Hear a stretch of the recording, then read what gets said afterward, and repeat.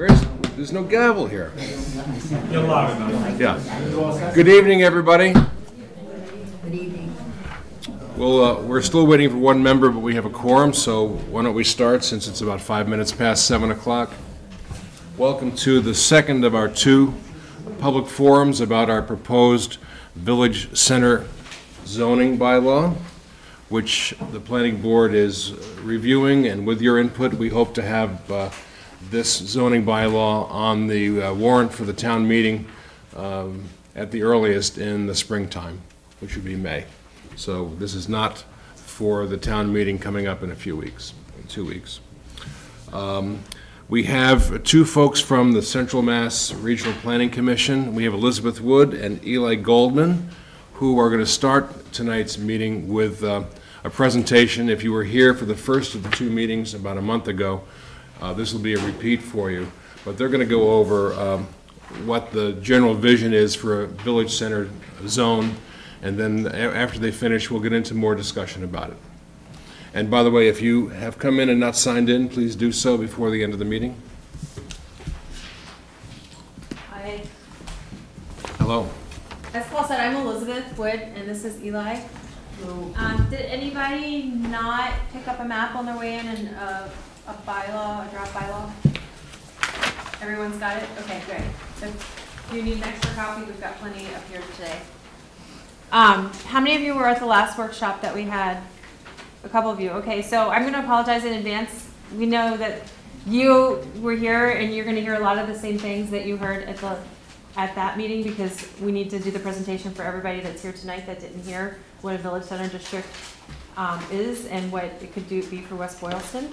So we're going to kind of go over some of the same things that we did before, so just bear with us. It'll be a repeat for you. So what we're going to do tonight is Eli's going to tell you a little bit about what a village center district is as a concept. And then we're going to talk about, I'm going to quickly talk about what we've done so far. And then we're going to look at some samples of renderings of buildings in West Boylston of what the town would actually look like if this bylaw was put into place. And then we're going to look at the map and talk about boundaries. This is a proposed map based on previous workshops, but it's not set in stone. We want to hear from you if there's something that should be included or should be excluded. I think the board is amenable to edits to this map. And then we want to talk about the draft bylaw in front of you that we handed out, and then we want to talk about what's going to happen next. So quickly, I'm going to turn over to Eli to talk about what a village center district is. Yes, just really quickly to kind of paint a picture of kind of what the reasoning behind this idea as a concept. And the main kind of focus, kind of drawn out maybe in the first half of the first page of the draft bylaw that you have. A handful of bullet points there that kind of generally describe the overall feeling and sense of place kind of that's hoped to come out of this as a concept. So really adding in the types of mixed use, density, making the location area pedestrian accessible, and kind of allowing that to take place alongside good vehicle transportation as well, having the two kind of married together. Really for this idea of creating kind of a socializing space where folks can walk around to and from their destination, kind of park once and walk through is kind of the general idea behind the concept. Really have a dominant sense of community in that area, derived from that sense of place. So if you look at these kind of 6 or so bullet points, the purposes of the village center district, to build upon historic development, so kind of go back to the roots of what's in town, encourage adaptive reuse of abandoned, vacant, and underutilized buildings, allowing for mixed use, so that's the density concept coming into play, and providing incentives as well for that higher density. And kind of we'll talk more about this as we jump into the bylaw itself and into the discussion of that. But really the main idea is to develop this strong sense of place and placemaking in this village center district. As I said, we want a sense of place. Some towns, when they developed, had mills and different industries where the town centered around the downtown. West Boylston didn't grow that way. So what do we do? What do we do now? There are 6 different towns that are in this movement with you. We've got Upton, Holden, West Brookfield, and 2 other towns that are looking at establishing a village district bylaw because they don't have a downtown, and they want, they'd like to have a place that's where you can park, you can go to the bank, you can go to the coffee shop, and then you can go get your hair cut all at the same time, without getting in your car and driving again to it and parking and reparking each time. So we want to also bring up the fact that this is, as Paul said, this is our 2nd meeting that we're having on this year, but this is not a new discussion. Some of you may have read in the paper, this has been going on for several years. You can see all the meeting dates that this concept has been put to discussion in West Boylston up till today, October 1st. Who was, I know some of you told me you were at the meeting that was on August 21st. Who was at the meetings back in 2016 or 2017? Anybody here? I went on the walk. You went on the site walk. Okay, Sidewalk. good. There was a site walk where CMRPC staff went with the public and the planning board, and they walked around and looked at what the district should be. So the district we're going to look at today is based off of that previous discussion. So we're not starting from scratch here. This is there have been a lot of comments that have been made to date. So we took a lot of that to heart. We looked back at the minutes from the previous meetings. We looked at what was said, and we took from those comments what the main points we wanted to integrate into the bylaw. So I'm going to go through these because it's important. I want you to know what we thought through before we worked on this. I'm not going to go verbatim, but I am going to go through all these points. These are points, again, that came from previous meetings, all those meetings that I listed before. We're not coming here, this isn't my bylaw, this isn't Eli's bylaw, this isn't Vinny's bylaw or Paul's bylaw. This is something that came from the public from these previous workshops. So here's the comments that were made at that time. And we're going to get more comments tonight. This isn't limited to what was said in 2016 or 2017, or even at the last meeting. We want to hear more later on tonight from you.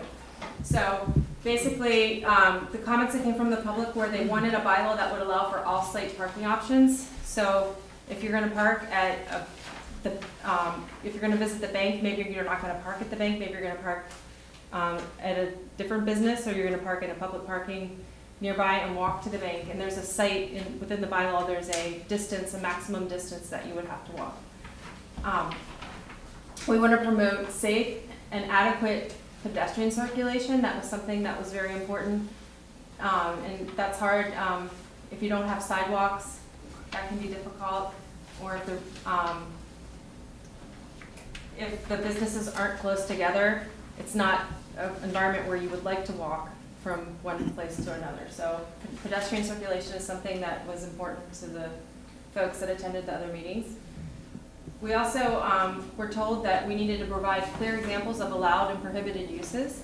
If you look at the bylaw that is in front of you, there's a list of allowed uses by right, allowed uses by special permit, and then there's a list of prohibited uses. So those uses and allowed uses and prohibited uses are not set in stone. If there's something that you feel should be on there that isn't, or that shouldn't be on there that is, we want to hear from you about that. Then we heard strongly from the public that we should provide limitations on the size of business uses. And we were told that big box retail is not something that's desired. So if you look in the bylaw, the maximum size for a business was limited to 10,000 feet, 10,000 square feet. So another important point was that we should promote the preservation of historic aspects of the neighborhood. So if there are existing structures that are historic, what can we do to preserve those, and what can we do to make sure that new development is in line with these historic structures? We were told not to prohibit single-family housing, that this district is full of single-family houses, and that we need to preserve that. Other towns are prohibiting them, but in West Boylston, we were told that was important not to prohibit them because that's an important part of this area that we're looking at. Also, we were told not to prohibit one-story buildings. When you're looking at a village center, some towns are choosing to limit their buildings to one story. That's not going to happen here. And then final two comments were to minimize the noise and lighting disturbances into abutting businesses and residential uses. So if you have new businesses coming in, we want to make sure that they're not disturbing existing residential uses that are there. So we have buffers that are built into the bylaw. So that brings us to the next comment, provide buffers between abutting residential zones and the village center district. So these all came from the public from the past, and I don't know if maybe you feel differently today. Maybe some of these you agree with, some of them you don't. We'd like to hear from you.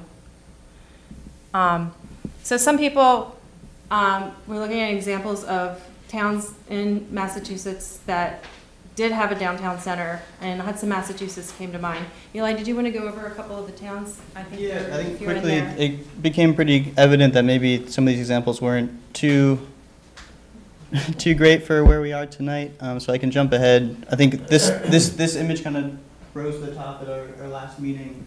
So this is for putting you in kind of on the map. This is in Worcester as you're driving down 122. This is the view here is kind of heading towards downtown Worcester. But you can see there's a variety of different uses going on here. We have there's a handful of restaurants on both sides of the street. There's housing above the restaurant. So you can see when we're saying dense, we're not talking about big high rises. It's not kind of those big existing old buildings in Hudson because those aren't here. But it really is kind of working with the landscape and integrating different uses as available and as able. So I can just jump ahead to this slide, but also, I mean, as you can picture what these kind of look like, these kind of traditional village centers as you drive through New England, using kind of the existing streetscape and kind of this idea of adaptive reuse of existing structures. Okay, so we had an artist, a planner artist, do some sample renderings. We had pictures of West Boylston, and she took and looked at our bylaw and drew what it might look like if this bylaw were put into effect. So, can you read that in the back? In the very back? You can't see it? Okay. So I'll read it for you. It shows that we have landscaping in the facility. We have shared parking. It's a little hard to see here, but there's infill development coming. So it's not just a vast parking lot, it's more built out. There's public transit facilities, maybe we have a bus stop. And bicycle facilities, we want to encourage bicycle use. If there's no bicycle docks for the bikes, people aren't going to be able to ride their bikes, so we need more bicycle facilities. Layered frontages, pedestrian facilities and orientation, we need to make sure that people can walk, so you need the sidewalks there and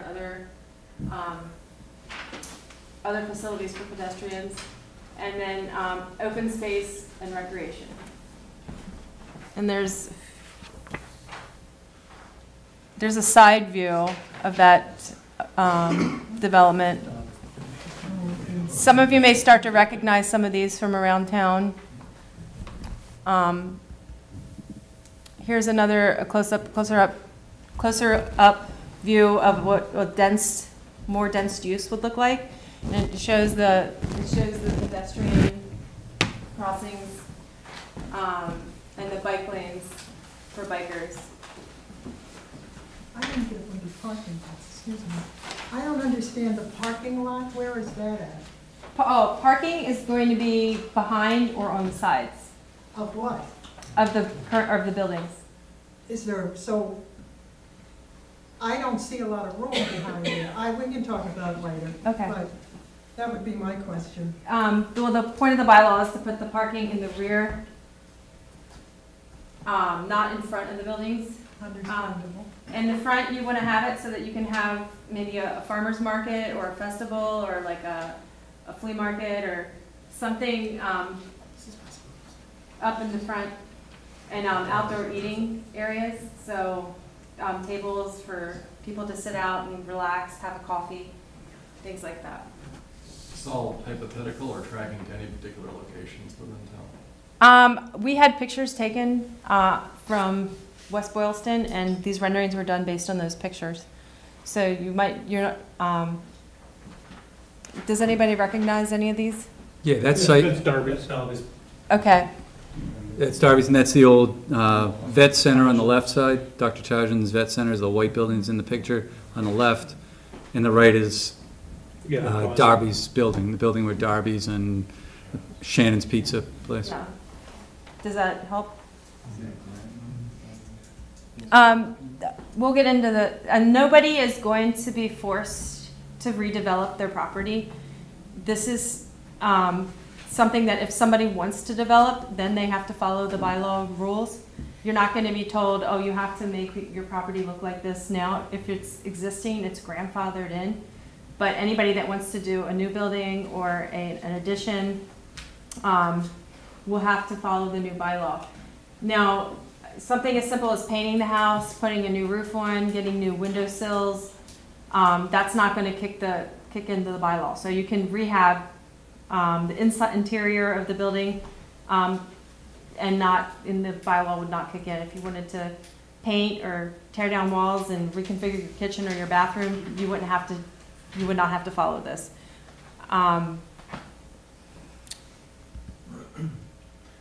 This says that vinyl siding is not allowed. It does.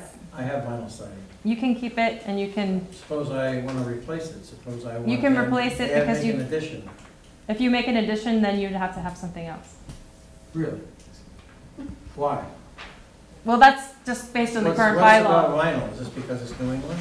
Has to be clapboard? Where, can you point to me where you're reading from? Well, no, I have to go find it.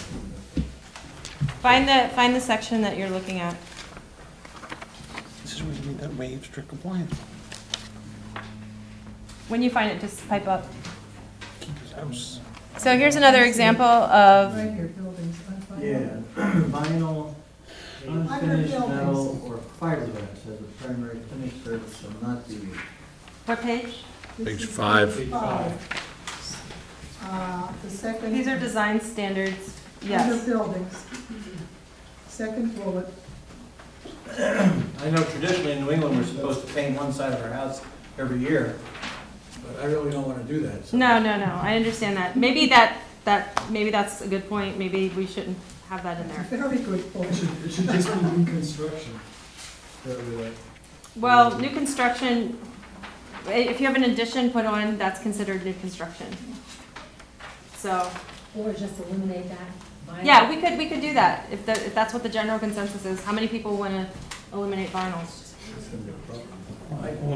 I'd rather hear you get through your presentation, see the whole picture, and then make comments. Okay, well, we can talk about vinyl. Just make a note, that's a concern. Please. So here's just an example of what public transit could be. We had the bus come back.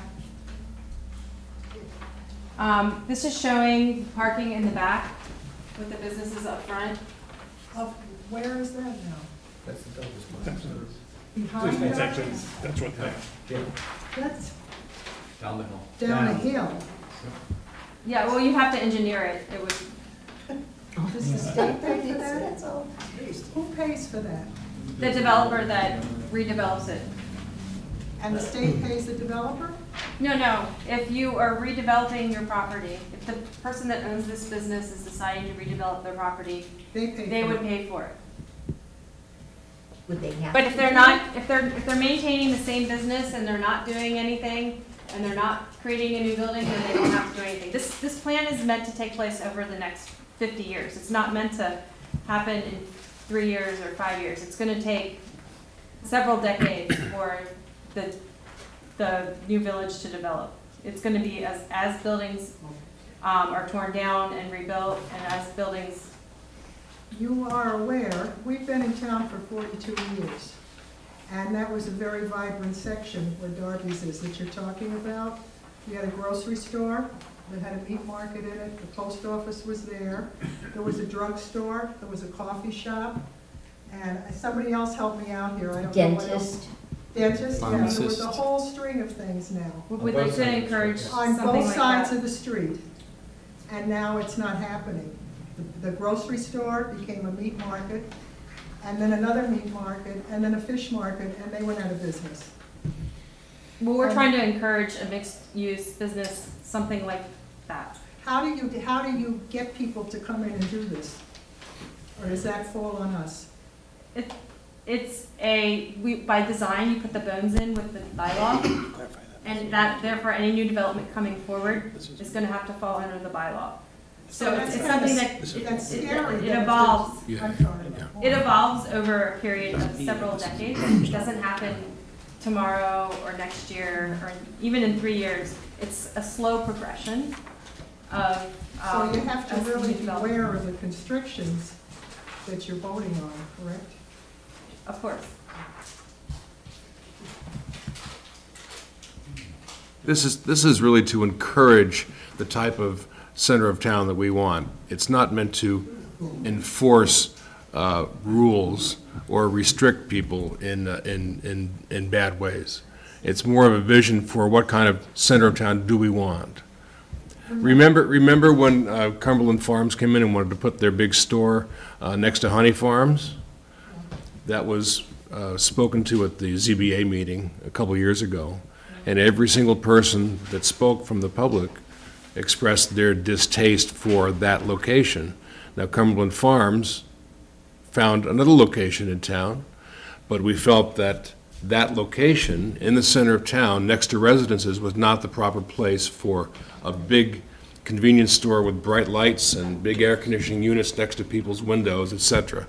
This village zoning bylaw would encourage certain kinds of development and would not allow drive-throughs, big box stores, things like the Cumberland Farms coming in. We want to keep the center. They can't come in now, though, can they? But item 6 on the use provision says by right, allowed by right, item 6, convenience store. So how this proposal stop that? Which page is that? That's on page 2. Use provisions, item 6, convenience stores. So under these bylaw, they could by right put a convenience store right there. They're not stopping anything with that. Yes, you could put according to this bylaw, you can put a convenience store. Yeah, so your example of the Cumberland Farms that would want to go there and this is designed to stop it, would Yeah. actually allow it by right. So the ZBA wouldn't be involved. Except that the parking and stuff would have to be behind the building, so we can. Well, it's got 2 ends, so. I just wouldn't, I mean, I wouldn't take that out though, because I wouldn't want to prohibit somebody from having a small shop in their place. if they want. I'm not saying it should be taken out, I'm just Yeah. saying that the example that was given. No, that's a good And something that point. you wanted to preclude from happening with this bylaw would not be precluded by this bylaw. That's why it's a working document, so. What's the advantage to trying to zone 50 buildings as opposed to one at a time as they come up? How can reasonably, when you're talking 50 years from now, you're trying to plan for something that hasn't happened when it would be more logical, cost-effective, and give people a chance to think if each parcel were looked at by the zoning board individually the way that it is now. And then you could look at each piece of property rather than saying to every house or every building within this area, guess what? When you building changes hands, this is what's going to happen. We don't even know, we may be driving planes by then. You know, we're, right now, how many of us all go to the same bank? How many of us all go to the same market? How many of us go to the same hairdresser? So in today's world where we have a ton of different things that we can do and where we can go and specialize and we can catch a sale at Walmart and we can go to Darby's and pick up our bread and we can run up to Jed's and we can get, because we're a mobile car-driven society, how many of us are going to walk around and go to the same bank, the same hairdresser, the same dentist, the same? We're not. It's not the world we live in. We have a huge world to go to. Most people commute to work. They may commute 5 miles, 10 miles. I used to commute 55 miles. That gave me a lot of hairdressers and a lot of banks. That's right. So that's, my question is, how can we plan for 50 years in advance when the society is moving in one direction and this project looks like we're trying to go in the other direction? Actually, the trend is to move back towards having a village center district. That's the planning trend right now. It might not be your age group. Your age group might want to be driving, but the millennials that are coming forward, people Eli's age, I see a couple people in the back that might be at that age. If you want to encourage, the population of Massachusetts is aging, and there's a big problem with a lot of the younger people moving out and leaving and going to big cities because they want to have a place where they can walk, where they can get from place to place to place without driving. They want to be able to ride their bikes. They want to be able to walk. So it might not be for you. Maybe you're still going to go. If the senior center didn't put it in, I might have used it. Yeah. But the senior center is 2 miles away. You have a group of people who have the time, who want to socialize, who want to walk around, who want to be active, that would be shut out of it because we're not even putting them anywhere near where we're trying to get people to move.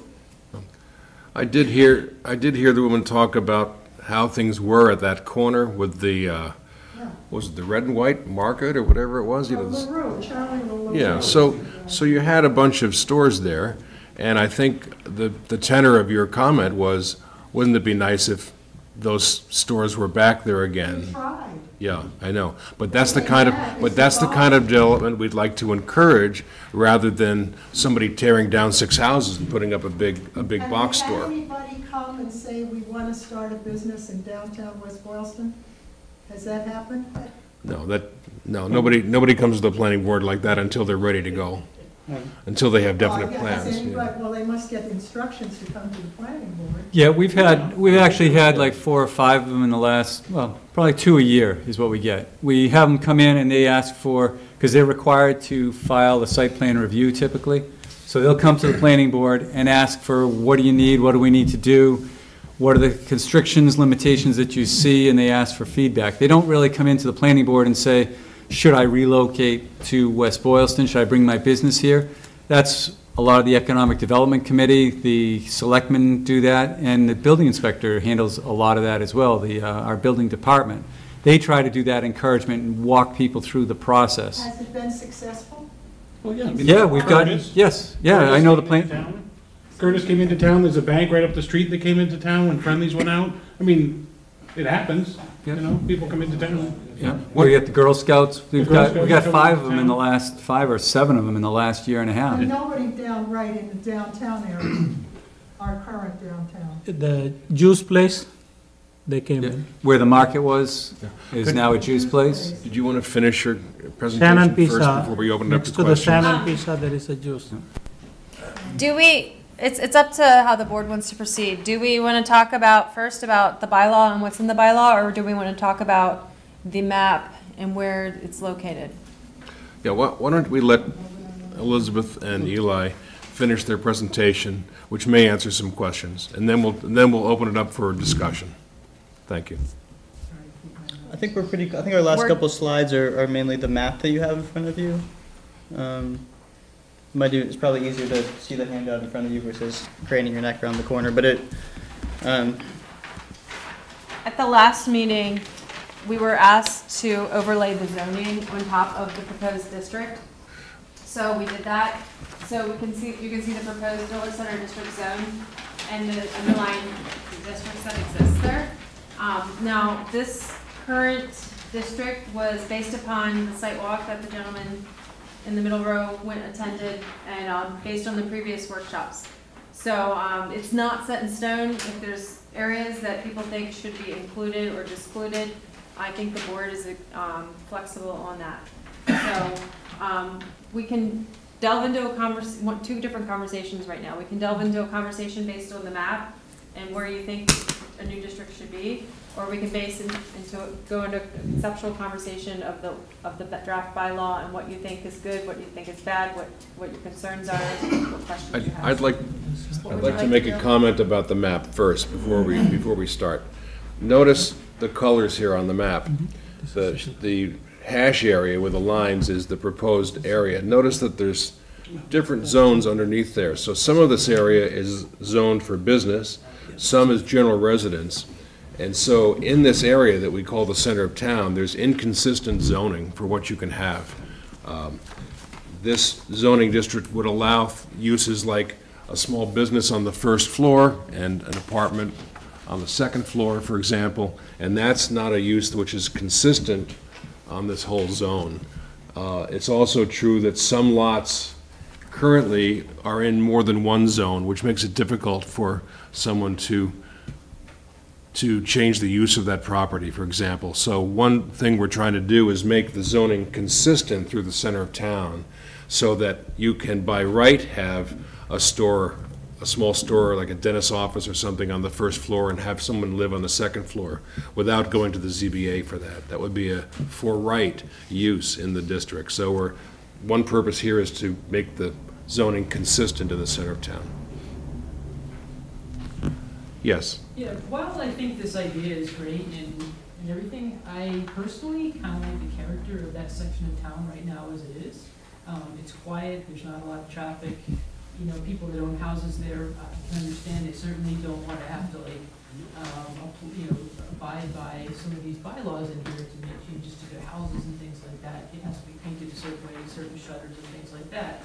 I'm really concerned about the businesses and the looks and everything on the main part of Route 12. Like, I want to say where some of the auto shops are, CVS, Subway, down through like the New Cumberland Farms. I think that area needs a lot of help. Yes. You know, I think that there's a lot that could be done there. Like, I mean, putting in maybe some of these ideas that you have here, like bike lanes, and make it more biker friendly. I'm a little bit scared personally to like go biking on that street right now. Route 12? Yeah.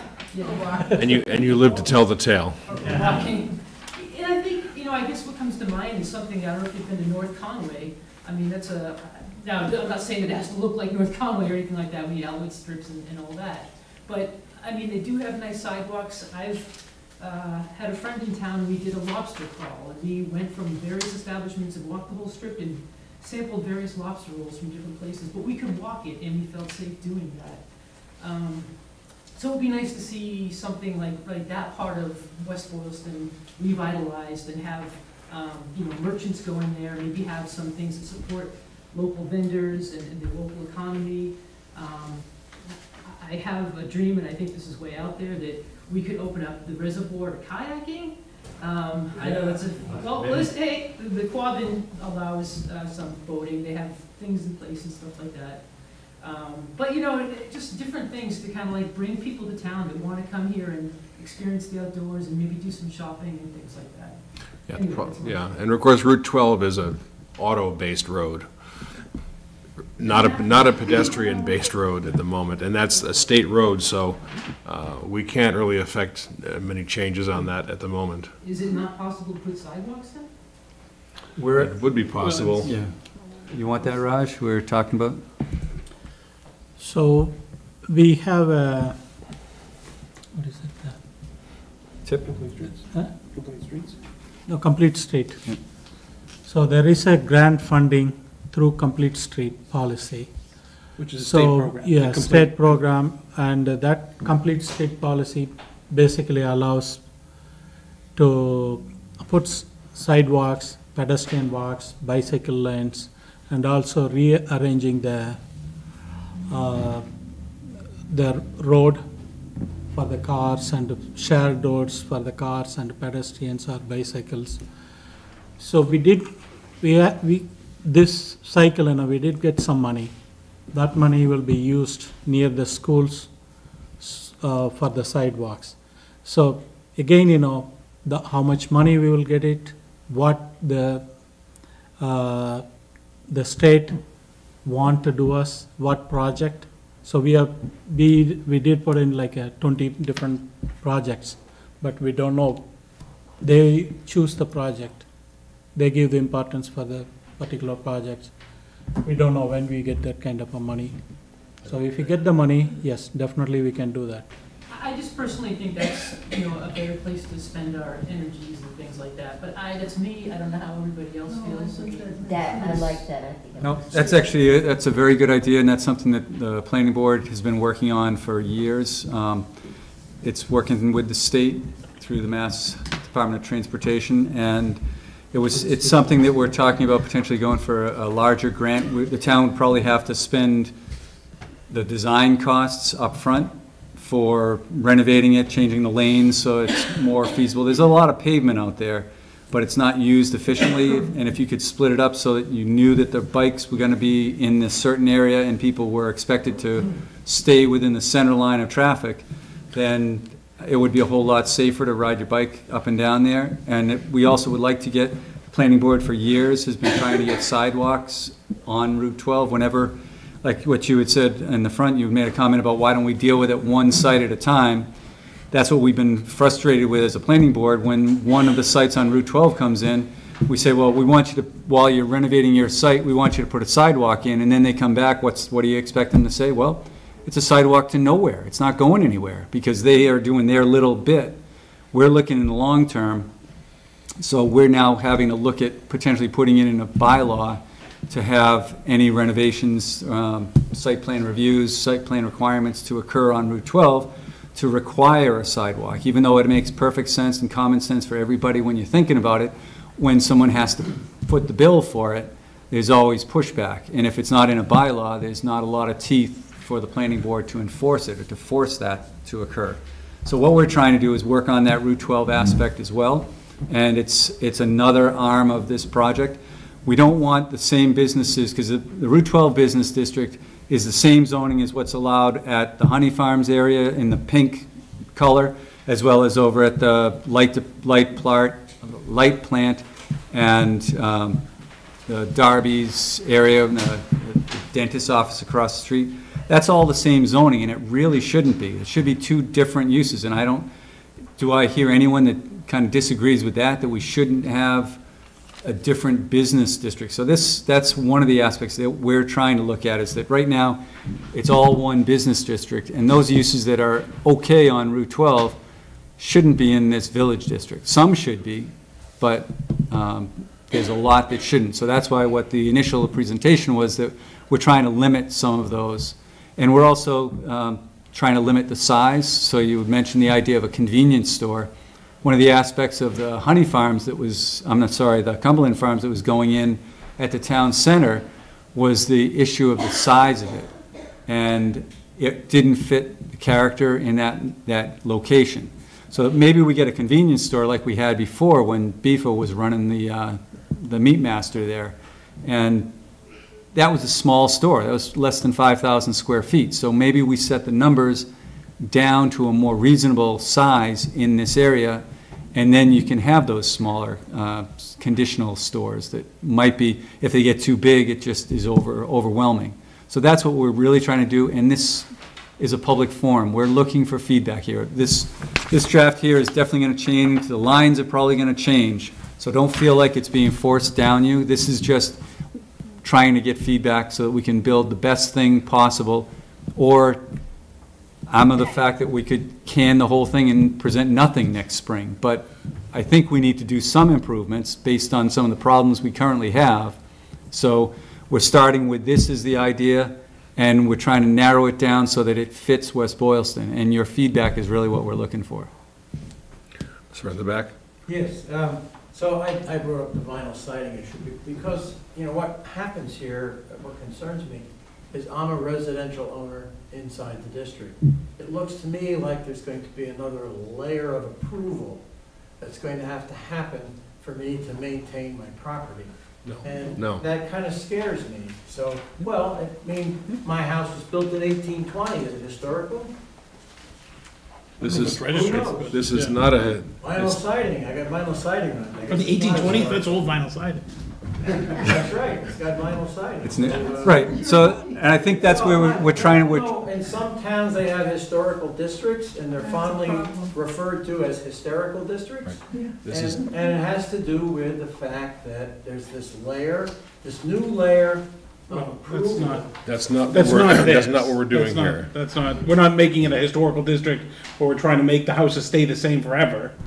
We're just trying to encourage that sort of ambiance, you know, I mean, don't have an all-glass building in the middle of this place or something like that. So for new construction, you're saying that you want to follow this for new construction, but if we're residential owners, we're not gonna have to jump through hoops. Actually, can Well, I I make think- another comment about it? well, I think what we're trying, that's a good point, and I totally agree with it. I think what we need to do is craft the wording in this, and I think our Yeah. planners are hearing that. I don't want you to The take it next- the wrong way. Hold on, Mark, hold on. The idea is, we're working on this. Your point is well taken, and we need to craft this bylaw so it doesn't incur any problems for residential builders or residential homeowners repairing or working on their house. So we just have to add a line or a paragraph in here to describe that.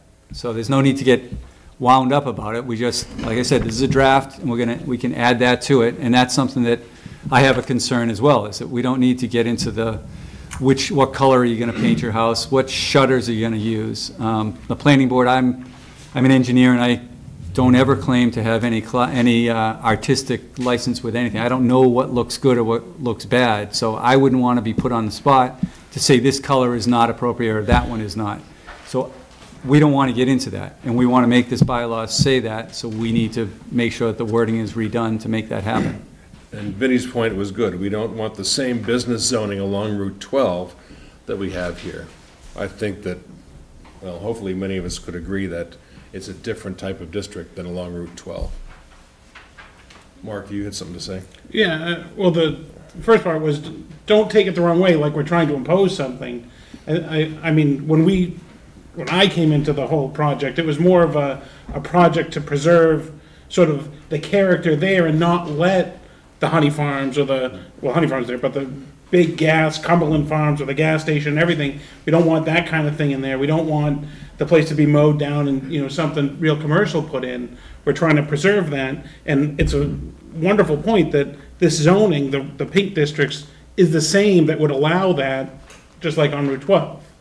And this is a great opportunity to sort of say, yeah, no, we don't want to really change much of anything here, but we do want to protect it from somebody walking through, buying up 3 lots and putting in a, whatever, something that's big and commercial and you don't really want right there, And that was the point. I don't want it to come across as we're trying to impose something. We're just trying to, keep what we got, the way we've sort of got it, and encourage people who come in and want to develop something to have the freedom to sort of make a business there that works, Yes, ma'am.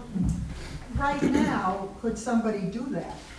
Could somebody buy my house and the guy next door and just do whatever they wanted to in the town? Are you in the pink zones? I'm not sure where you are, but yes, generally, if they bought a couple of lots, A couple of houses. yep, well, house lots.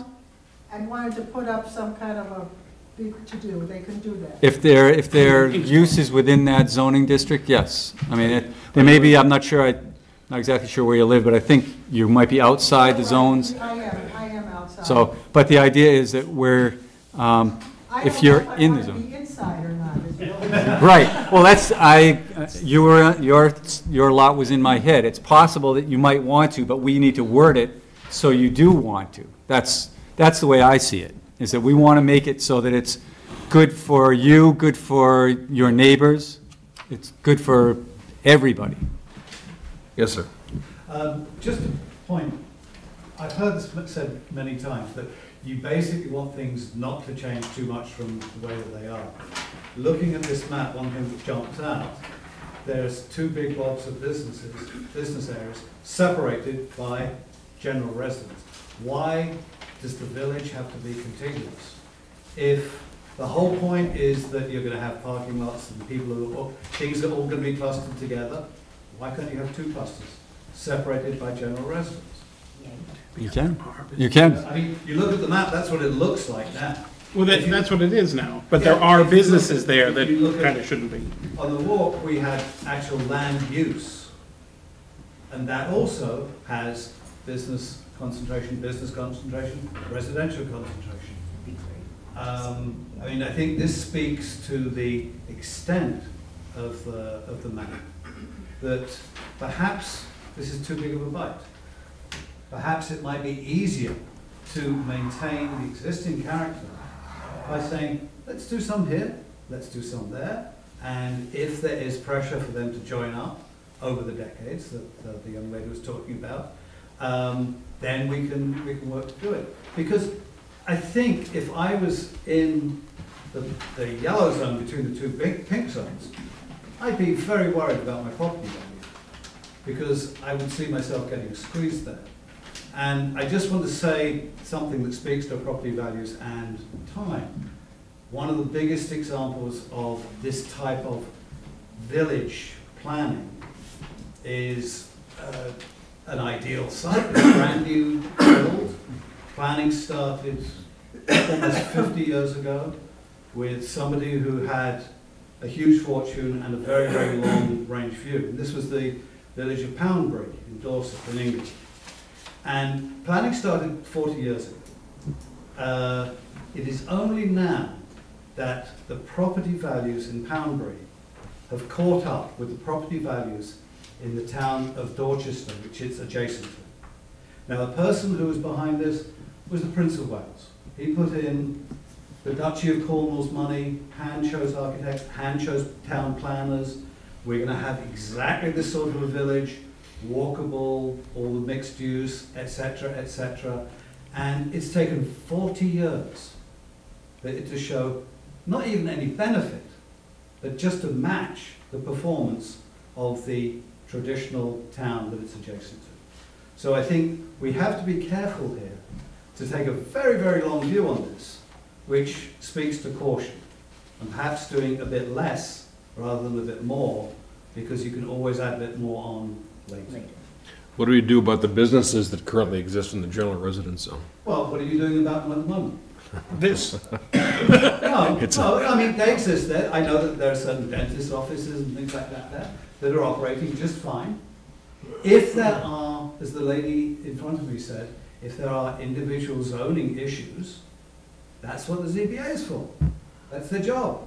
You know, to say, oops, we have a conflict between what is the theoretical zoning and what is the actual land use here.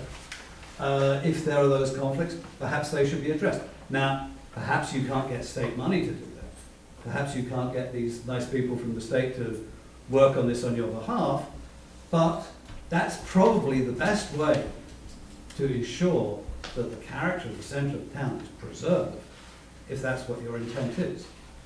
If your intent is to change it, then I just say tread cautiously, because these things take an awfully long time to evolve.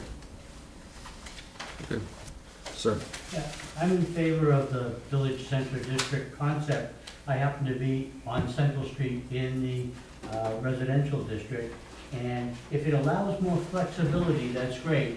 I applaud you for having workshops where different questions can come up, because originally I said, okay, that sounds great, a lot of flexibility. If you have a residence, you want to keep it, you keep it. If you want to change it to become like partial business or something, you'd have that flexibility. But I heard some comments today. One said, if you want to paint your house or do something minor, then that does not affect it at all. But if you have an addition put on, then the new regulations may apply. And I said, I made a couple of notes here. If costs for changes is the responsibility of the property owner, with nothing, I'm assuming nothing will be taken by eminent domain as a result of this, what would be the effect on the sale of houses? And this gentleman mentioned property values. If I am thrilled with this, and I all of a sudden, without thinking, say, okay, well, I decided to move. I'll put my house on the market. Now the realtor says, oh, well, if you come here and you want to do anything with the house, then you have to apply by these new regulations. So you're gonna have to put in your own sidewalk, and you're gonna have to allow for some parking, and there'll be a setback that you'd have to do, unless you wanna live in the house the way it is. So, I just appreciate the fact that everybody has a chance to, you know, provide a little input as to, you know, I don't know, are there other communities that have put this in where they have assessed, is there a change in property values, and is it going up or is it going down? Yeah, that's a good question, and we're looking into that. And that has come up, that question has come up at other communities also. It's a big one. We're trying to find the answer to that. Eli, did you dig that up yet, or? No, my answer, which isn't very much of an answer, that it's so early in the stages and that these are just zoning bylaws that there's, yeah, it's a good question. I have a house next to me that is multi-zoned. They can have business and residential. My house is the next house, and it's a cutoff. So I'm presently residential, and I was told when I bought the property, and also in conjunction with conversation with the town, if I want to apply for a zoning change so I could have a small business in conjunction with the house, I have that option. Just like everything. I don't know whether with Well- the new proposed regulations, it's going to say, you really don't have that many options. We've now said, if you want to make changes, you've got to apply to these new Well, regulations. this applying the, you know, Yeah, the idea that if you're zoning, if you wanted to change the zoning, you can apply. There's no, you have the right to apply, but you're applying for a variance, which is a very high standard to attain. Yeah. And it's very unlikely that you get those. Those are only, well, they can be granted more frequently by the local zoning boards of appeals, but Right. most of the ones that have been appealed to the state, if there's a question on that, like if one of the abutters doesn't like the decision and they appeal it to the state, Right. those appeals, I think the number's in the 90 percentile, the permit is never issued. It's always rescinded if it has been issued. So it's very difficult to meet the standard for a hardship, and we got a couple of past or So I present decided ZBA not members, to but do it's it in my hard. case. It wasn't gonna be a hardship, and I knew I would have to send out the information of my proposed change to all the residents in the immediate area, and they would have to have their input before the zoning board and so forth. Yes. But thank you for Another layer. giving us the And it's- opportunity and to it- ask questions. and it's not the intent of this bylaw to put a burden on people who want to change some attribute of their house. You know, we talked about the vinyl siding, but we probably have to work that out. It's not to put a burden on you as far as how it looks or what color it is or what you can do with your property, But or for those the next person either.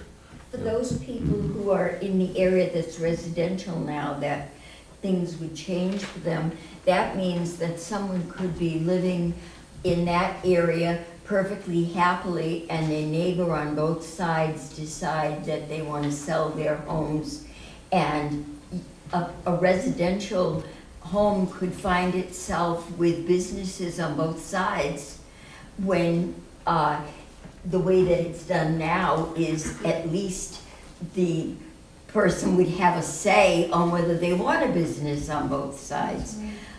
It would make a victim almost, and I'm not in the area, I'm just thinking of how I would feel if I were. I'd be in that area and suddenly there are gonna be parking lots and things, and I thought I bought a house in a residential area. And it makes me very unhappy that now I don't have any recourse because my neighbors can do anything they want. I feel much safer if the zoning board looks at things one at a time so that my neighbors have a chance to have input and say, you know, we don't really want a machine shop there or a dentist or whatever it happens to be, because that's what neighbors are. That's what a neighborhood is. And it's not to impose a business by just broad zoning. I worry for the people that live in that residential area. You know, your concern is That's a good well-founded. point. Again, we have that situation occurring currently on Route 12. There are some residences that exist on Route 12, like one that I think of right off the top is right across from Miola's Dairy. You've got that house, there's 2 houses that are in there. I think they're rentals, so it's not so bad, they're doing okay, but it's the idea that you have residential houses right along the state highway. And Well, it's then the same allowed, thing would but that's it. happen. Who would want to buy that house in the middle? Nobody. Well, I don't know. And so now you're creating a horrible position for every single person that's in one of those gorgeous old homes that's in that area. And they were happy there because, oh, we live in the center of town, we're close to everything, it's really neat. We can go and listen to a concert at the park, or we can walk to church, or we can scoot down to the library or whatever it is, and suddenly everything changed. So I don't think we're being fair to the people that are living there happily in residences. The gentleman that said 2 sections makes a great deal more sense, because that's the way that it is, and you're not imposing anything on those people in the middle. Yes. So I see this as a two-pronged problem. The first problem is that we have a lot of businesses in the general residence, which if we change this to the village zoning, they would have by right, the right to be there. So when they go to sell, they can sell as a business. I've counted these just off the top of my head, and I think you probably have close to 50% of people in there operating either multifamily or a business, but I absolutely agree with this lady and this gentleman over here that if I bought a house in a residential area and suddenly I have a parking lot next door, I'm not gonna be really excited about that. So is there any way that, 2 things, that you could continue with the special permit process, but also somehow limit the number of cars that were allowed, so that if a dentist came in, he's not gonna need 100 cars. You know, if you have, A store might. well, a store would, but I'm just saying certain, in other words, some of the businesses that are on here would probably require a lot of parking. And then again, if somebody else bought 2 or 3 properties, like someone else mentioned, you know, you could easily have something go in that the neighbors weren't in favor of. So at least if they had a say in it, that would be a good thing. The other thing I just want to mention is I just ran some numbers on lot sizes, and this 10,000 square feet, just to give you an example, Dr. Tastian's building down there, which a lot of you are familiar with, is 8,000 square feet. Where Darby's is 11,000 square feet, including the lower level, so it's less than that, it's about half of that. So you, just to kind of envision what you're gonna see there, that's a lot of square footage for some of these are 1/3 of an acre lots, but again, if you combine 3/3 of an acre lots, you know, now you've got an acre, and now, so I think the special permit, as much as I hate special permits, I think if the variance, as you know, I think if the variance process could be a little bit, and I don't know if this is state-run or if this is the town, but, you know, to prove a burden to somebody, you know, means in some cases you're unsuccessful. So I think that's not fair to the person that's trying to start a small business. But I do think the neighbors who are there first really have to be considered too. You know, like you talked about, the lighting, you know, what if 3 bedrooms in the back of the house and now you got a parking lot in the back of the house with lights around in your bedroom all night? Do you know what I mean? So those are the kinds of... There's even one more thing, and that is, a lot of people are included in this proposed area. Have each of those homes, residences, businesses have we reached out to them to say, hey, this is what we're considering? Because from what I understand, there are people that are living in the area that are going, what? We don't know anything about this. If we're talking about a major change to these people's lives and their residences and their property, I think it's incumbent on the town to send a letter to every single person that's in a proposed area to say, did you know we're considering this for you? Yep, Because and that's they part of the don't plan. know. That's part of the plan, but we didn't want to, it's chicken and egg, because it hasn't been decided yet at a meeting. But they have to. But it's been discussed since 2016. This is not a public hearing, so this is an information session, and also this has been advertised in the newspaper, as well as in the town website. In the town website. Say again? I saw it in the Clinton item, otherwise Yes. I would not have known about it. It's also there in, the last 2 meetings were in the town website. Yeah, no, I didn't see. I So if it is a public hearing, so that's the time, we'll send out all the, In the front Notice row to here. everyone. You had a question? Most of the questions got answered, and actually where we heard it from was your Facebook page. But it sounds like the intent you have is to try and keep certain types of businesses out. The weakness is that, like they were saying, is that you could have a business next door and suddenly when you're residential. Now, there's stuff in the bylaws about keeping light off of residential and the buffer between business and residential. I don't know if that helped. And I was going to get into the question about contacting the people involved because they may not have heard about this. And the question about 50% of them being businesses and multifamily. So I think the intent is good. I think if I have a house and I want to be able to expand and add a garage, that as long as I met the current bylaws, that if you wrote it up that way, that'd be okay, as long as suddenly there isn't a business next door. Or at least one that impacts me. Yes, ma'am. Thank you. I have a concern that's not super well thought out, but when I do think about 50 years from now, I am concerned from an environmental lens and an environmental standpoint about how, I mean, I just know how water runs off pavement, and the damage that erosion does. You know, and I love the character of the town in terms of the green and the grass and the plants and so thinking about them too, and thinking about what kind of provisions can we put in to maintain what we want to maintain environmentally. No, I think that's got to be all included. There's standards for a lot of that. There are certain regulations from the state and the federal government, and they're going to be included in this, I assume. I didn't remember seeing any, but we'd have to apply some kind of a standard. Does the town have an impervious surface No. bylaw already? No, is it a separate bylaw? No, we have a stormwater bylaw, but we don't have, we refer back to the state, the DEP standards for stormwater. So any changes that triggers site plan review is required to comply with the state DEP standard. So we refer to it that way, but that needs to be somewhere in this as well. Okay, a reference. Yeah, that, and then during construction for erosion, sediment control, that kind of thing.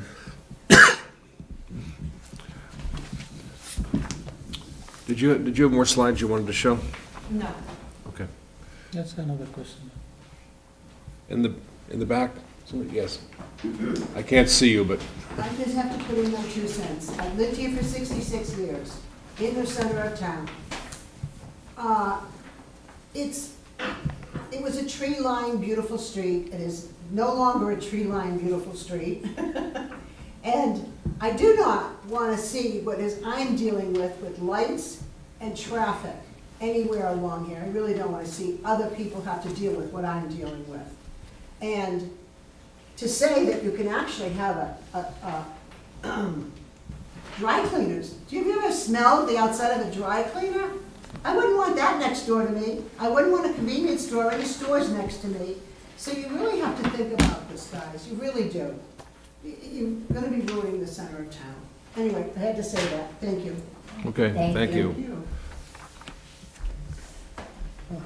If no one else has a question, I got. We have somebody else over here too, but yeah.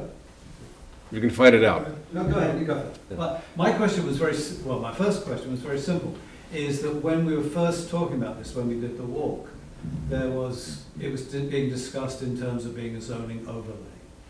And now it's transformed into a bylaw, and I'm not sure what the difference is and why the change came about.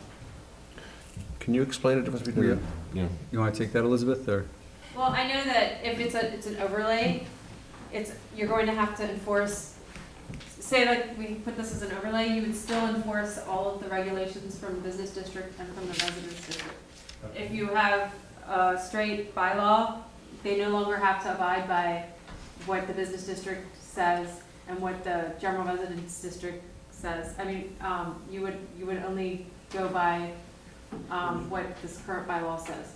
So if I'm understanding And it correctly, evolved at a previous meeting into that. if it were an overlay, then the addressing situations on a case-by-case basis, perhaps through the ZBA or whatever, would still, the previous historical zoning would still be in place, but this would be an encouragement to different activities. Is that correct? Not necessarily. Well, what would, Yeah, it what could would, be- it what could would be change worded. if there was an overlay? What would change from how it's done now if there was an overlay in this area, You know, I'd have to, practically? what would change if there was an overlay? Yeah. I'd have to take a look and do an analysis, and that's a good question. I could do that research between now and the next meeting if you'd like. I'd have to look at what the current zoning is and do a compare and contrast with the current bylaw, and we could do that. We can do that for the next workshop, definitely. Because it would seem to me that an overlay gives you a lot more flexibility, because it gives you another chance to look at things rather than having a hard and fast bylaw that gives a lot of uses by right.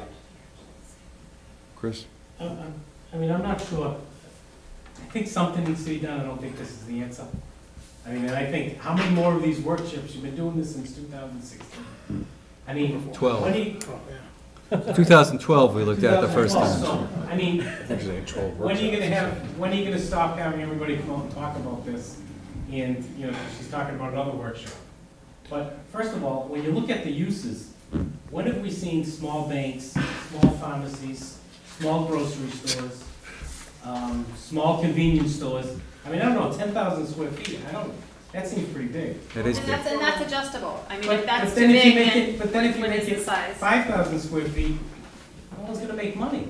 That's I mean, right, yeah. Well- I mean, no one builds small. Well, in reality, Well, they build two-story. yeah, but in reality, though, Webster Federal Credit Union is 5,000, about 5,000 square feet. Actually, there were two other places that I looked up on our assessors, and I pulled up the information, because I saw the 10,000, and I thought that was way too big, but then I started looking at what we have in town, and those sites, the, what is it, the Frozone place, right at Salter School on the entryway there, they're less, I think they're 3,000 square feet.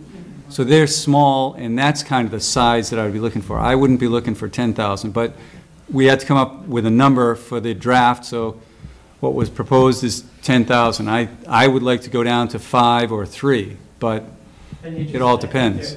You're not gonna make a living. No one can. Well, how do you, but if the web, Maybe if the, in a tourist area, Yeah. those will work. What's in traffic? but if the Webster Credit Union, right now, they built a brand-new building at 5,000 square feet, why wouldn't 5,000 square feet work? People would want Webster Credit Union in this area? That's, Well, that's what I'm saying, is that if that, what's the size that we're gonna use? But 5,000 obviously works for them. The Clinton Savings Bank was the other one that's about, but then, and it also, it was mentioned that drive-throughs aren't allowed, but in this bylaw, drive-throughs are allowed. In one place. No, Are they? pharmacies and banks. but you can't have a It was drive-through. an attended bank, I forget, there was some word about it. No, I thought there were drive-throughs were not allowed somewhere, but Number a regular pharmacy, Number 16, page 2, right, but that's not, that's a pharmacy, isn't it? That's the use is allowed? bank and pharmacy. Right, so banks and pharmacies, but they wouldn't be able to have a drive-through. This says, Page Yeah, but 2, it says- No, there's number something that 16. says- No, this allows banks and pharmacies to have drive-through, but not. Well, we said no, I thought we said no drive-throughs somewhere else. no page 3, number 7, no drive-through facilities are allowed unless otherwise noted. Oh, So, Right. and then So I missed the that other one, thing yeah. that I brought up last time is, everybody talks about we want sidewalks, we want bike lanes. Yeah. If we start building buildings 6 feet from the road, I mean, all those pictures that we saw, it looks like the streets and the sidewalks were built. That's because those buildings, like in Hudson, for example, those buildings were built 1890, and that's the way they And developed there their was center plenty of room on town. the streets to build nice big sidewalks. If we start building these 5 feet from the street, Yeah, yeah. or And 10 that's- feet from the street. and we're The not- road frontage requirement should be. and that's why she started, we've changed that 0 Yeah, we setback. changed the setback from 0 to 10. Yeah, but, so we Still want, because close. we want tables and things in the front.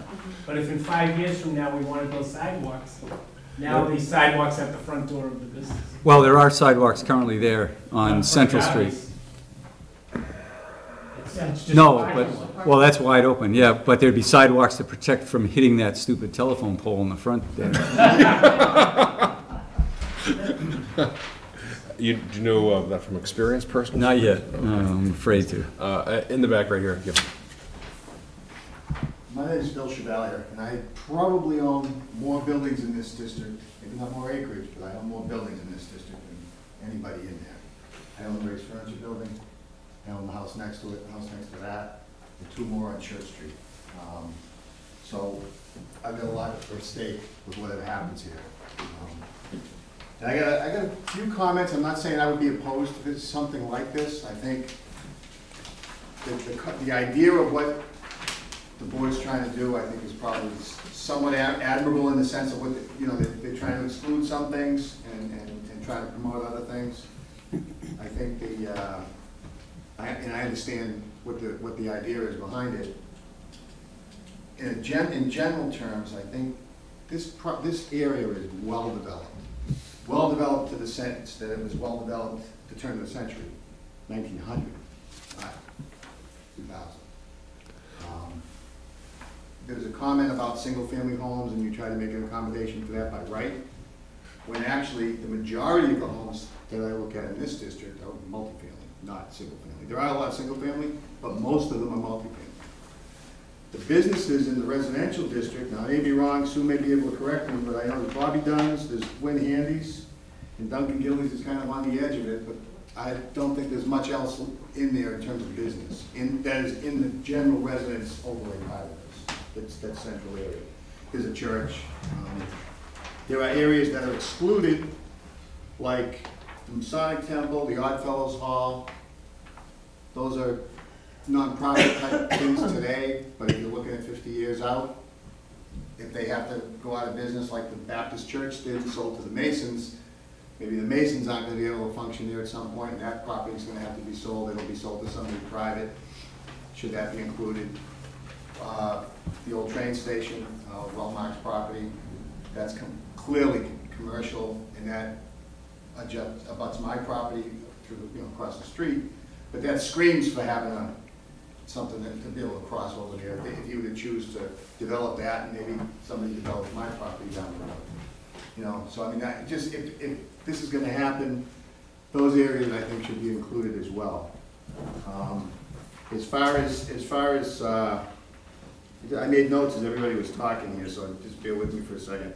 A lot of the discussion has been on offsets, density in terms of how many units per acre, size of buildings. I think, yeah, that could be included in the bylaw, but the thing is that unless somebody tears a bunch of things down, those aren't going to happen. Because the lots are too small, the buildings are already there, they're historic, people aren't going to sell.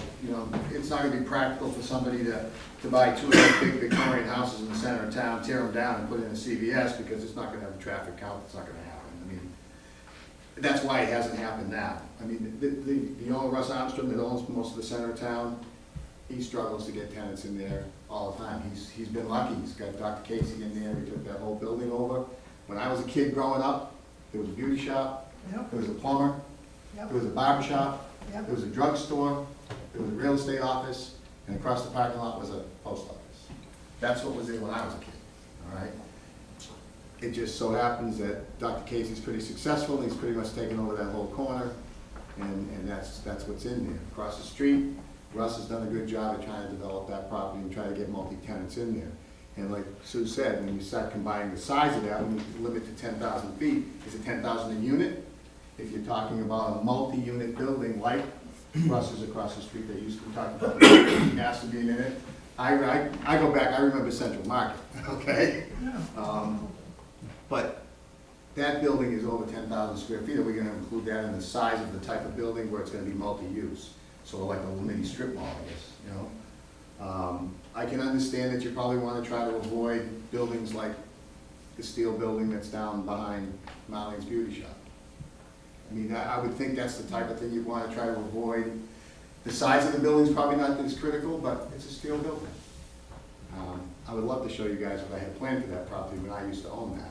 But that's another story. That goes way back. The parking thing, the sharing of parking, I can understand the idea behind it, and I think there should be more of that if it's possible. The problem is that property A, that's 30,000 square feet, wants to develop and do something. Now he's going to do something. Now there's another property next door. You can't require the guy next door to redevelop his property, and you weren't proposing that, but the concept falls flat when you can't get those businesses to all work together to tie their properties together.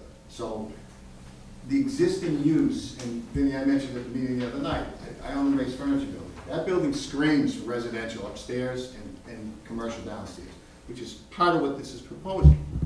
The problem is we start talking about density. We shouldn't be talking about density when you're talking about existing buildings. If there's enough parking and the building's existing, and you can show a plan that works, that's economic, then there should be a way to do that. It shouldn't be, I own that's about 8,000 square feet, 3 floors.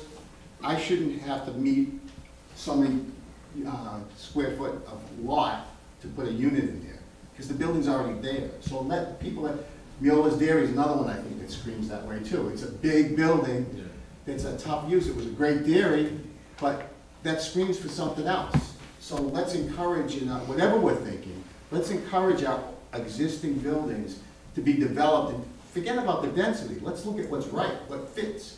If you can put something in a building that's already there, that's historic especially, let's have a provision in our bylaw, maybe not just in the center of town, but everywhere, that you can convert a building and be able to do something with it that's productive, that's good for the neighborhood, that works.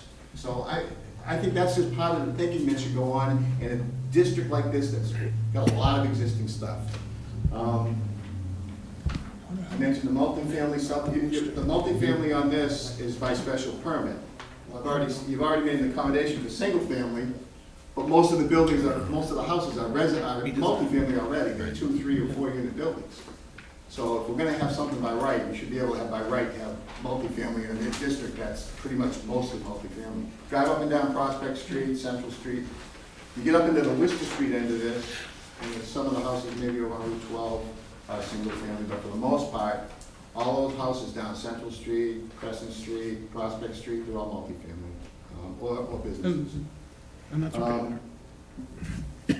The other thing we talked about that was brought up was Route 12. Okay, we don't want this to be like Route 12. Well, if you look at this district, most of this district is Route 12. My building kind of falls on both halves, all right? I'm actually on 3 streets, I'm on Goodale, Prospect, and Route 12.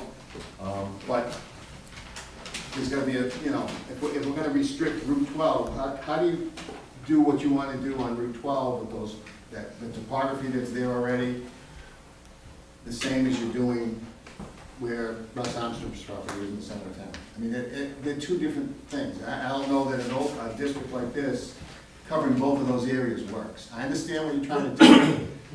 You got Route 12 and you got the center of town. I think they're different.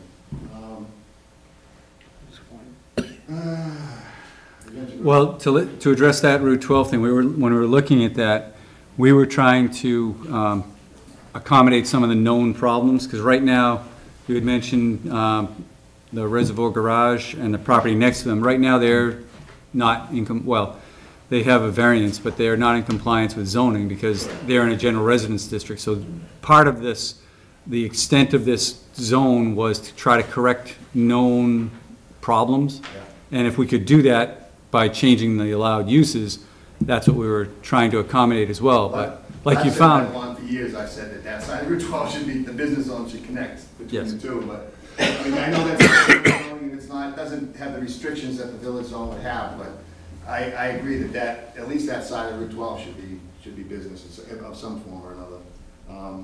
The last thing that I have, and again, I think that my biggest message here is that it's a pre-existing area. It's already there.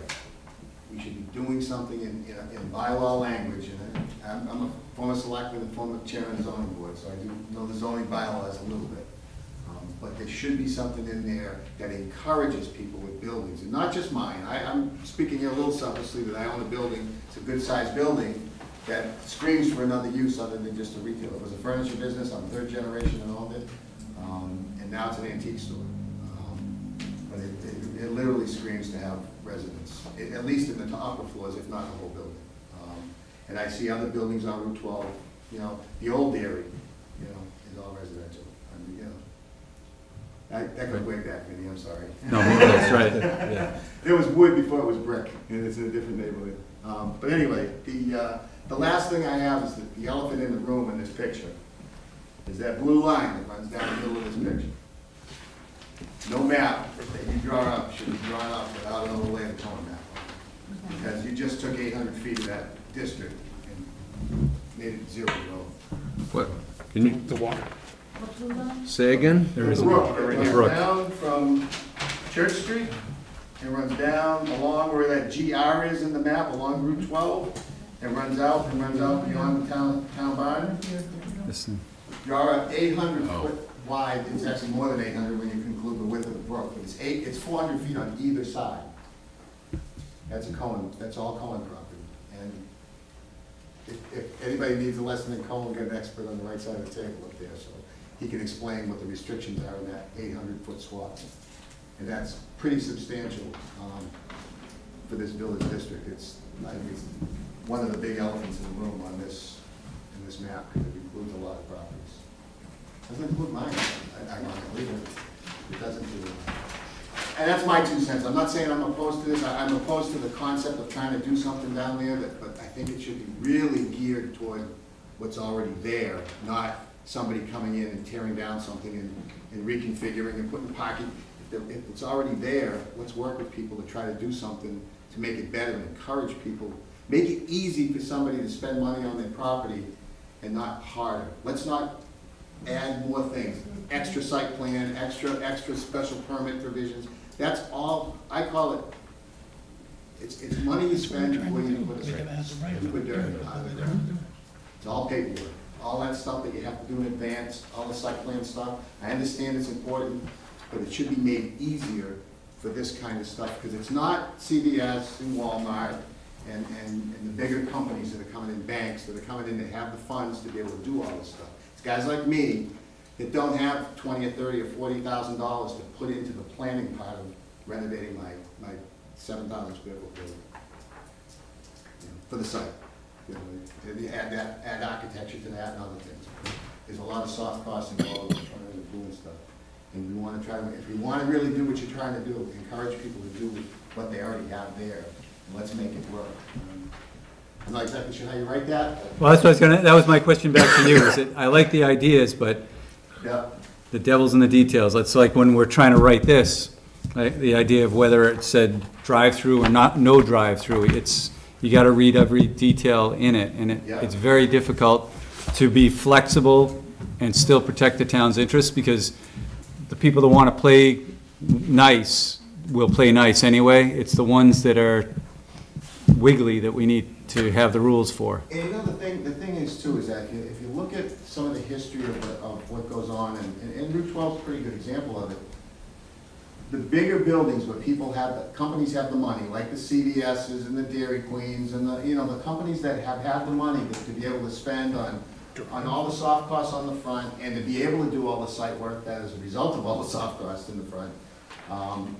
Those companies are if there's obstacles in the way and they want to be there, they're just going to keep plowing through. Money's not an object to a degree for them to come in. But a lot of the businesses on Route 12, and especially in the center of town, and the people that own these houses in the center of town, they're all small people.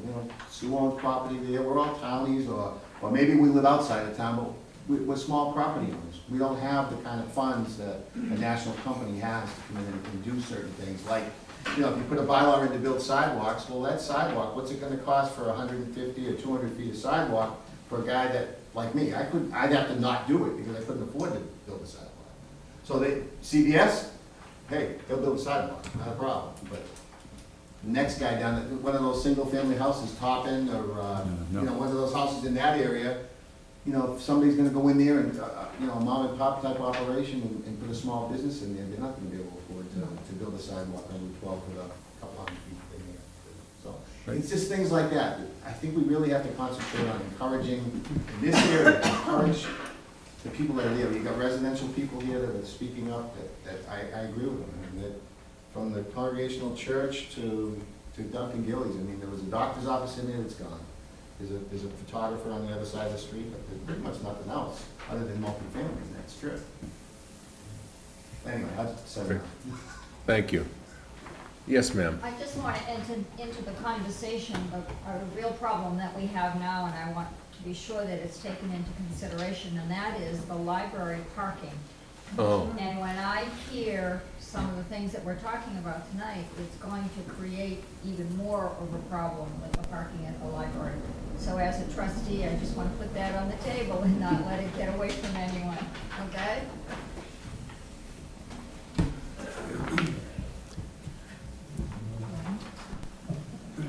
Yes, I thought I'd offer an anecdote about drive-throughs. So in Shrewsbury, they allowed Dunkin' Donuts to build a new facility across from the Beale School with no drive-through because they didn't want to have that problem in the area. yeah. What resulted was every morning a huge traffic jam that blocked traffic in both directions. People trying to pull in and out of the parking lot. And it ended up the solution, they had to rescind the drive-through and let them install the drive-through in order to get the traffic off the street. In fact, sometimes you see it down here with Dairy Queen Yep. on Route 12, and they have a drive-through. Yeah. Oh, yeah. Yeah, there's not enough space for it. So it's easy to say no drive-through, but it isn't always practical either, depending on what you That's a good point. I'm not familiar with the Duncan in Shrewsbury, but, you know. I saw a hand. Yes, sir.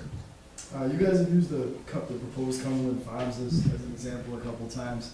Is there any way to put language in here that says no gas stations? It does say that. Because they could still build a gas station under 10,000 feet. I think we have that in there. No new gas stations, at number 8 on page 3. It would just be the one station that's their grandfathered in, right? Right. What? Which one is grandfathered?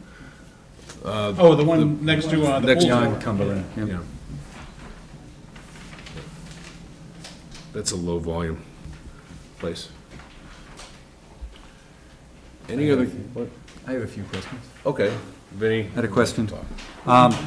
When we refer to having a central parking and we can walk to places, I guess within this area, I don't really know that we have a central parking area. And do you see any places where we could create one in the short term? I guess the idea of the bylaw that was the purposing and the proposed was to have this central parking and then be able to walk places, but the only place to park is the library, and they don't have enough parking as it is. We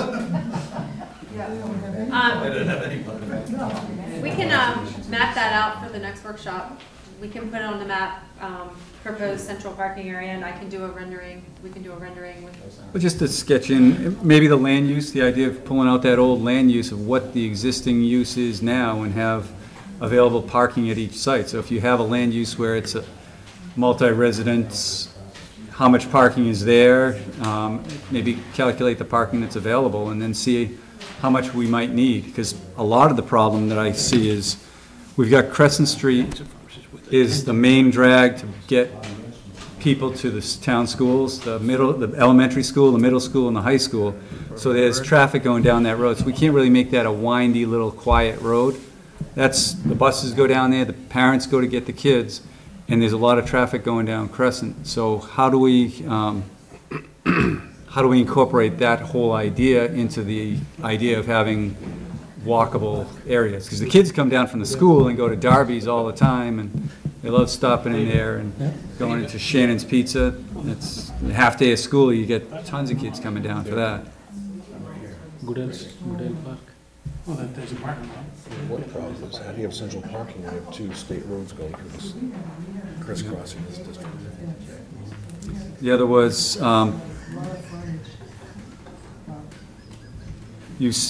we talk about a special permit for certain of the uses.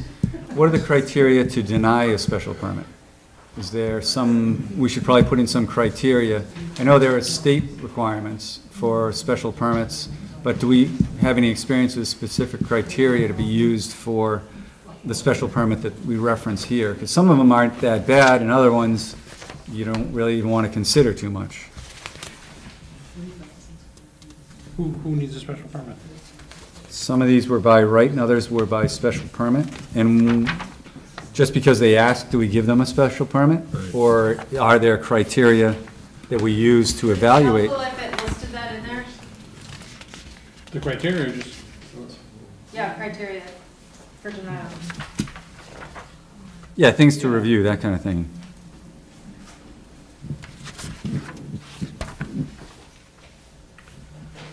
And you talk, in here, it talks about a buffer to residential zones. We've run into problems in the past where we've had situations where it's a residential use, even though, like, the edge of the business zone goes onto this person's property by 2 feet. Actually, we're gonna correct that one, but if the property where the use is zoned as a business, but it's currently used as a residence, they don't get a buffer. yeah, I think you have to change it from zone to use. But then if we're trying to develop this for the future, it's hard to, the person builds that lot out while this is a residential use, they have to put in a 30-foot buffer or whatever was required. Then this guy says, oh, well, I'm in the zone too. I'm gonna change my use, I'm gonna sell the property, make it a residential, make it a business, and then he can build all the way up to the line while this guy has this 30-foot strip. How do you make it fair? Well, I mean, we work on that. I don't know. Buffers can only go on the edge of the zone, not lot to lot. Just because somebody has a residence here, and somebody owns a business, if it's zone business, there's no buffer. I mean, it's gotta be the zone, not the. Well, that's what we need, and, 50 but. feet here, which is a lot. Yeah. You talk about the type of uses you're talking about. Right, but I want to make it clear to the people who own these properties, the residents right here now and the ones that we're going to notify at a public hearing, that if you're within the district, you don't get that buffer next to you. But I want to be clear that, is that what we want? They're both sides to the case, but how is it typically applied? It would be, like, as you said, it would be not by use, but by zone. By zone, right? Mhm. Okay. And Yes, then, sir. Oh, sorry. Nope. Oh, he's going, go. Okay. You tried to, you said that part of this is fixing the properties that are multiple zones. Right. In the previous discussion, have you talked about having 2 village center zones? One which is residential and then extend the business down to which should have been business in the first place? And make it so that the business business village zones follow all these new rules, and then you have another set for the residential village zone, so that you then have a partition between the business zone and the residential zone within the village center. No, I hadn't considered that. Well, I mean, it's a good idea. No, I think we what- sort of had a bigger spot. Right, but I think what we tried to do with having that, normally when you do a zone, you like to do an area for zoning. And this is a smaller area, that's a smaller area, that's why they did them, and that was all that was involved. But now we have businesses kind of going up through here the whole way. So even though the zoning was done, I think back in 1974 or so, it set these areas, things have expanded beyond that, and it's appropriate to try to build that into the planning for the town. So the idea of spotting it in here and making this side, which is what we had talked about in the past along Route 12, on this side of Route 12 going all the way up to match there, that's not a bad idea. It makes sense.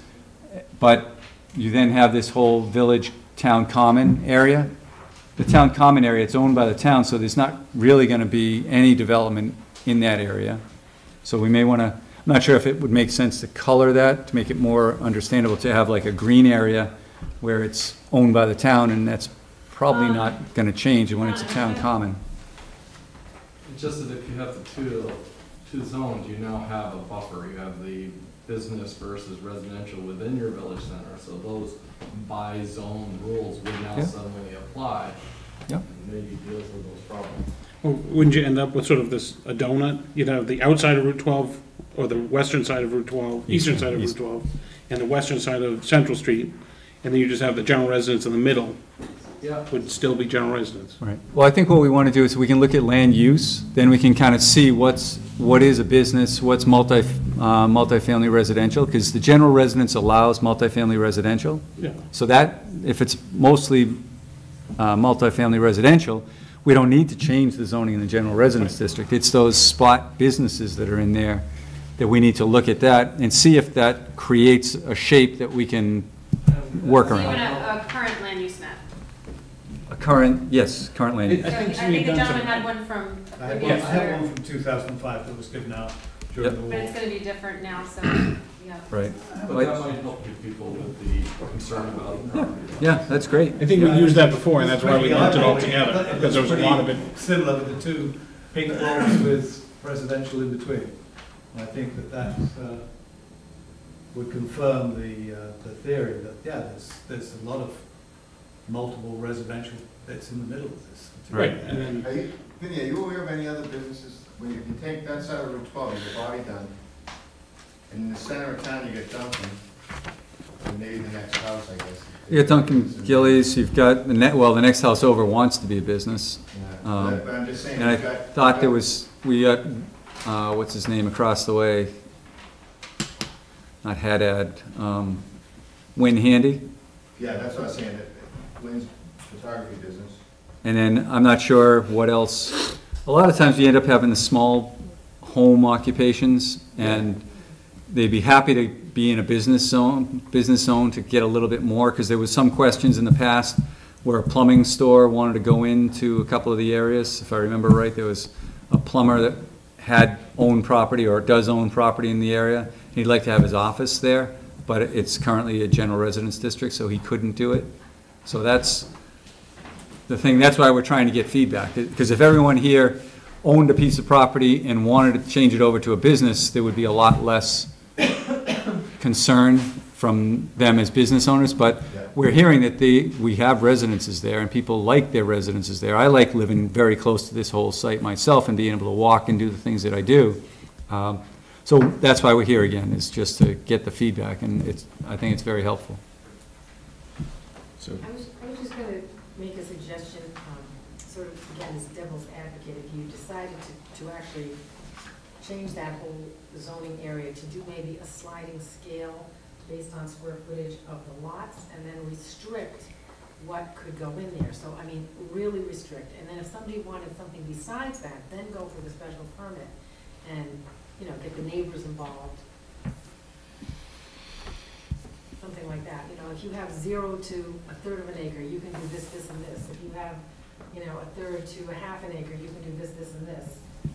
That kind of thing. I think Boylston used to have something like that. I don't know if they still do. You know, so if you're restricting, you're not gonna have, lots of traffic and not a real need for a lot of parking either necessarily. Right. Because I think what you're trying to do is, you know, keep the look of this area, which everybody wants, and, but allow somebody to maybe have, you know, an in-house office that doesn't, you know, require a lot of foot traffic. Now, I know you like the foot traffic, but I'm saying, you know, I don't see it that way. If you're going to, sort of maintain the integrity of the single-family homes, if that's what you're trying to do. I think if you had sort of a sliding scale with restrictions based on that sliding scale, that might be a solution. Of course, the other solution would be to ask everybody in that zone, would you like a business zone, period? Because a business zone would be helpful for sale. Right, and that's why it's good to have you in the room, because when people say, well, it's gonna be, I've got a residence and I've had this residence, and if I wanna sell it, well, the value of a residence is less than the value of a business-owned area. So even though people think the value of their house is going down, it actually, I think the value goes up, but is that kind of? It could, with depending on a few, you know, factors. Like what, you know, if you adapted that sliding scale, and I have 1/3 of an acre and Phil had 3 acres, and he could put up a huge something, I mean, it's gonna affect my little 1/3 of an acre too, and possibly negative. When are you gonna have that draft wording ready for us? That sounds like it sounds tough to do, but it's an interesting idea. Well, I just think that might. Yeah, I agree. help. any other comments, questions? I said, Board, yeah? I had one more comment. Phil, you had brought up the fact that, like, use an existing building for a completely different use. And when you mentioned that, I said, well, there must be some wording in Worcester, because they're turning all these old schools into condos, mills into condos, and they're not, you know, making them put the first couple of floors as parking garages or something like that. They must have something in their, whatever, zoning that says how they change the requirements to allow it to be I residential. think some of those have affordable elements, and And that's what? that's how they're getting around it. Some of them. Oh, it's a 40B thing? Well, some. Okay. I'm gonna look into that, because that's a good That's how they're getting around it. question. You'd actually be surprised reading Worcester's ordinances. Yeah. How helpful some of the wording can be in them. Back in the day, this goes back to, I had to be back in the 80s, when we had our first parking bylaw. The first parking bylaw. The same bylaw. Was Hasn't 90 changed. That was 90% Worcester's bylaw that Sam Desimone wrote for the city of Worcester and gave it to us. And we tweaked out the things we needed to tweak out. And so almost word for word, that was, at the time, I don't know if it's the same now. Same thing. No one wants to touch that at town meeting. Yeah, and I mean, that's, but that bylaw was drafted a lot from Worcester. There was a lot of. Well, I think most of the bylaws here were taken from someplace else. I mean, that's how you. You don't have to be creative. Right. You use what Or use what's out there, right? But I just wonder what the Worcester, how they get around. Yeah, I'm gonna look that up. You know. I just think, I'm only one building, but I think if you start thinking about other buildings in town and other larger houses that may want to put 3 units in. Right. That have 1 unit now, and you start talking about density, yeah, that's great. And You're how they get building a a building from scratch, but when you've got one already there. It's nice, it's Yeah, structured, now better you than can you take build. that building and convert the interior of it to say 3 units from 1, and it works, and you've got parking and all those things. Actually, fit. Worcester does that too. I mean, Worcester's got those buildings all up, actually near that area that was the picture, up the Tannic, whatever, the Tannic, Newton Square. And you're going up that street, there's a whole bunch of big buildings, like great big houses that are now 2 families. And I don't know, I mean, I don't, now that you mention it, I don't know if they have parking, you know, but. It's got the reason you want to give the flexibility to the existing footprint, the existing building, is you gotta make it economic for the owner of the property to be able to do it. So if the bylaw says you can only have 2 units, well, it's maybe not economic for the guy to do 2, it might be more economic for him to do 4. And still, from the outward appearance, like, I would challenge most people from out of town to drive to Prospect Street, Central Pick 'em.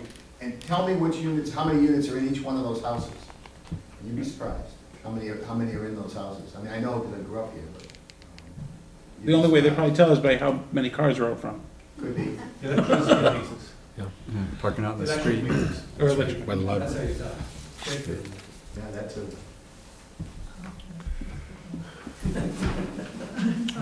So there's gonna be another workshop, because we have to do all this work. I mean, we keep talking about this is for 50 years, but in 5 years, there could be a planning board and another group of people here saying, we want to change this. No, we meant that we're gonna have 50 years of hearings. I think Yeah, that's, that- you're right. No, this is 50 years. Yeah. So you gonna do something, late in October, or do you wanna move to November? November. Yeah, is it possible to get a draft out beforehand so we can kind of review it? We can post it on the town website so people, public can get to it. So we don't Do want you wanna do to, the week before Thanksgiving, or 2 weeks before? like the 12th or something like that? 12? What do you think? When do we meet? We meet on the 14th, and do we meet on the? We gotta meet on the We meet 2. Oh, Veterans Day? No, we don't skip for Thanksgiving.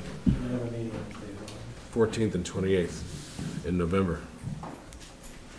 You don't want it part of our regular meeting, do you? No, no, so we could do it on the 12th? Well, the 12th is a holiday. The 13th is a Tuesday. It's the day before our meeting. Tuesday the 13th. No, I can't do Tuesdays. Yeah, I have a calendar, do you wanna see it? I got it here. Yeah, I can't do Tuesdays. So how about the 19th? The 19th is the Thanksgiving week. True that. I'll be making pies, huh? Well, and I have a dentist appointment. It's just not a good week for. It's not a good Oh, week. for public. Well, and it gets tougher when you get into December. So either, there's November 26th, that's the week after Thanksgiving.